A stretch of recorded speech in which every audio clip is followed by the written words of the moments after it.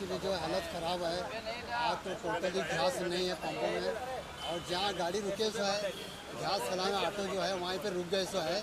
और कल भी जो मैं बताया था कि एमएलए साहब और डीसी साहब को इसके बारे में कुछ हल निकालो और हमारा प्रॉब्लम दूर करो करके बताया था मैं, लेकिन कोई हमारे तक आए भी नहीं और हमको कोई पूछे भी नहीं। और इसके आगे मैं बात कर रहा हूँ कि आकर जल्द से जल्द पूछो और हमारा हल निकालो और 2 पंपां तो कम से कम चालू करो। क्या नहीं तो ऑटो वाले क्या है, डेली राबना है, कमाना खाना वही चल रहा है।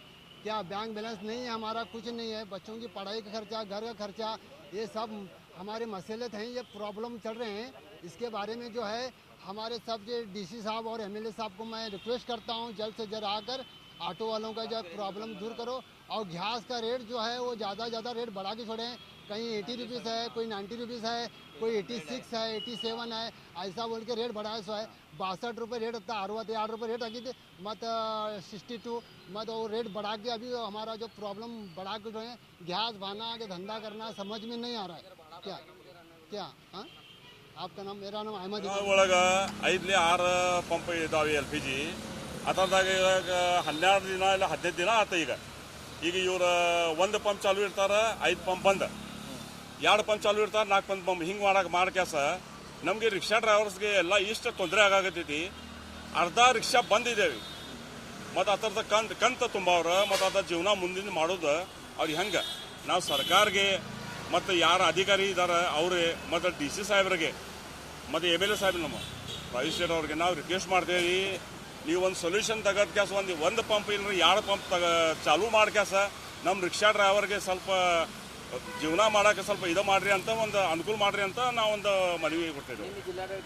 ಪೆಟ್ರೋಲ್ ಇದು ಗ್ಯಾಸ್ ಸಮಸ್ಯೆ ಇಲ್ಲ ಎಲ್ಲ ಸರ ಅವ್ರು ಮೊನ್ನೆ ಹೇಳಿದ್ರೆ ನಮಗೇನಾದ ನೋಟಿಸ್ ಇದು ಆಗೈತಿ ಖರೆ. ಈಗ ಇಲ್ಲಿ ಪಂಪ್ ಬಂದ್ ಅದಾವಲ್ಲ ಸರ್, ಅವ್ರು ಇತರಲೆ ಅವ್ರು ಹೇಳಿದ್ರೆ ಬರೋಬರ್ ಐತಿ ಖರೆ. ಇಲ್ಲೇ ಪಂಪ್ ಇವರು ಬಡ ಮಾಡಲ್ಲ, ಅವ್ರ ಗಮನಿಗೆ ಈಗ ಬರಬೇಕಲ್ಲ, ಎಲ್ಲ ಅವ್ರಿಗೇನೋ ಗೊತ್ತಾಗಬೇಕು ಸರ್ ಪಂಪ್ ಬಂದೈತಿ ಅಂತ.